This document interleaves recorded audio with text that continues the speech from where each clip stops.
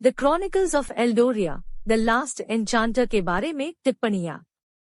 अध्याय 1, भविष्यवाणी का खुलासा। एल्डोरिया के देश में जादू और रहस्य से भरा एक राज्य, एक भविष्यवाणी ने लंबे समय से एक शक्तिशाली जादूगर के आगमन का भविष्यवाणियां दी थी जो एक दुनिया को अराजकता के किनारे संतुलन लाएगी। भविष्यवाणी एक नायक के बारे में बात कर रही थी जो जादू के लिए एक अविश्वसनीय रिश्तेदार होगी और एक ही झंडे के तहत टूटे हुए राज्यों को एकजुट करेगी। यह नायक, यह कहा गया था, सदियों के संघर्ष से टूटे हुए एक भूमि में सामंजस्य को बहाल करेगा। एल्डोरिया के दिल में शानदार शहर आर्कनम था, जो जादूगरों के परिषद का घर था। क्षेत्र में सबसे कुशल और ज्ञानवान चुड़ैलों और जादूधारियों से बना एक परिषद। यह वहां था कि भविष्यवाणी को तीव्रता मिली जब सभा को प्राचीन दृष्टिमान मेलिंड्रा से एक दृष्टि मिली। दृष्टि से पता चला कि एक युवा लड़की अनाथ और अपने सच्चे भाग्य के बारे में नहीं जानती है, आर्कनम के बाहर जंगलों के माध्यम से घूम रही है।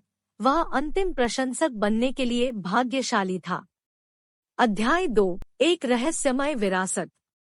एरिया नाम की लड़की के लिए अज्ञात, उसके पास एक रहस्यमय विरासत थी जो उसके अंदर सो रही थी। आर्कनम के किनारे एक विनम्र किसान परिवार द्वारा उठाया गया।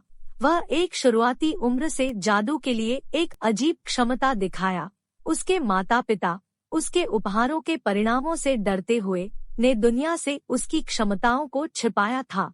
उसे एक सामान्य जीवन प्रदान करने की उम्मीद कर रहा था, लेकिन भाग्य के अन्य योजनाएं थी। एक भाग्यशाली दिन आरी ने निषिद्ध जंगल में गहराई से भाग लिया। एक ईथरिक चमक द्वारा आकर्षित किया जो उसे चौंका दिया। वहां वह एक प्राचीन मंदिर पर टकरा गया जो सदियों से छिपा हुआ था।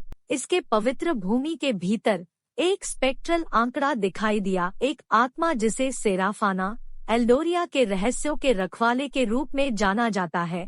सेराफिन ने एरिया की प्रजाति के बारे में सच्चाई का खुलासा किया।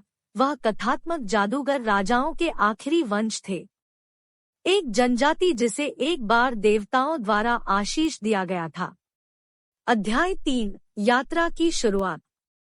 जैसा कि उसके भाग्य का बोझ उसके कंधों पर बैठ गया, आर्या ने अंतिम जादूगर के कोट को स्वीकार किया। सेराफिन ने उसे जादूगरों के सम्मेलन में मार्गदर्शन किया, जहां वह अपनी शक्तियों को पूरी तरह से उपयोग करने के लिए आवश्यक प्रशिक्षण प्राप्त करेगा। वहां उसने अपने सलाहकार मास्टर एल्रिक से मुलाकात की, जो एक बुद्धिमान और अनुभवी जादूगर है जिसे प्राथमिक जादू के अपने मास्टर के लिए जाना जाता है।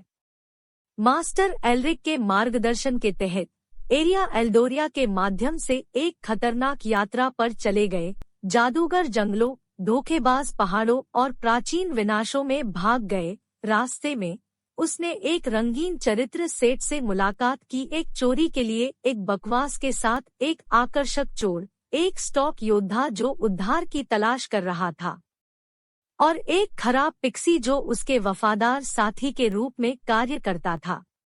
अध्याय 4, छाया उठती है। जब एरिया ने अपनी जादुई क्षमताओं को परिष्कृत किया तो उसने पाया कि एक अंधेरी शक्ति एल्डोरिया में फैल रही है। छाया मजबूत हो गई, प्रकाश को खा लिया और अपने रास्ते में सभी को भ्रष्ट कर दिया।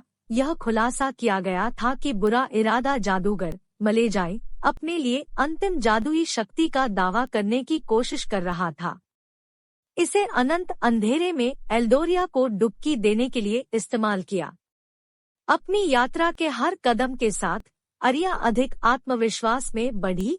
अन्य राज्यों के साथ गठबंधन बनाने और मलाहाई की बढ़ती सेना के खिलाफ अच्छे की ताकतों को इकट्ठा करने लड़ाई लड़ी गई, बलिदान किए गए और दोस्ती का परीक्षण किया गया। हालांकि इसके बावजूद एरिया की दृढ़ संकल्प स्थिर रह गई। अध्याय 5, अंतिम संघर्ष। आर्या और मालाचाई के बीच जलवायु की लड़ाई क्षितिज पर चमक रही थी। अंधेरे के बलों ने प्रकाश के रक्षकों के साथ एक एपिक संघर्ष में टकराव किया जो एल्डोरिया के मूल आधारों को हिला दिया। हवा है।